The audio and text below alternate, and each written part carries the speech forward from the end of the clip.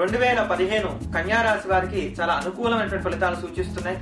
గత కొద్ది కాలంగా, గత 9 సంవత్సరాలుగా మాకు వివాహం కావట్లేదని చెప్పని ఎవరైతే బాధపడుతున్నారో, లేక వివాహ ప్రయత్నాలు అనుకూలించక ఎవరైతే ఎదురు చూస్తున్నారో వారికి 2015 ఖచ్చితంగా వివాహం అయ్యేటువంటి కాలం కింద చెప్పుకొనవచ్చు. ఆ వివాహం కూడా 2015 ఆగస్టు లోపే అవడానికి కాని అవకాశాలు ఎక్కువగా ఉన్నాయి.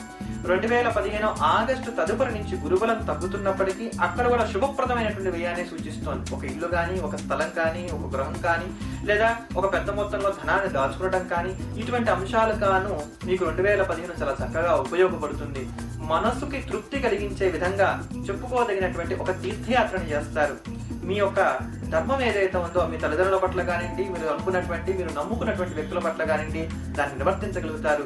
గురువుల పట్ల మీ ప్రేమాభిమానాన్ని చాటగలుగుతారు. మీ యొక్క స్నేహితులకు గాను మీ యొక్క సహాయ సహకారాలు అవసరమవుతాయి.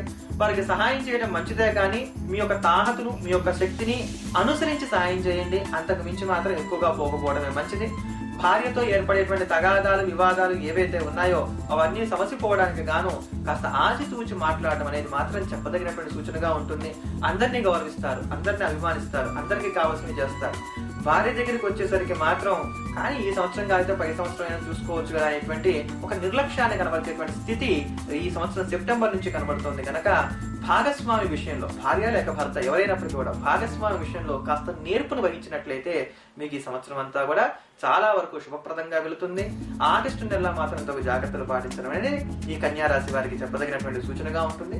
ఈ సంవత్సరం అంతా కూడా మీరు లక్ష్మీ సహస్రనామ స్తోత్రాన్ని పారాయణ చేయడం, అదే ప్రకారంగా ప్రతి నెల వచ్చేటువంటి పూర్ణిమ తిథి ఉన్నటువంటి రోజున మీ ఇష్టదైవానికి క్షీరాభిషేకం చేయించడం అనేది చేస్తూ వచ్చినట్లయితే కనుక ఎటువంటి దోషాలు లేకుండా మరింత ఆనందప్రదంగా 2015 గడపగలుగుతారు.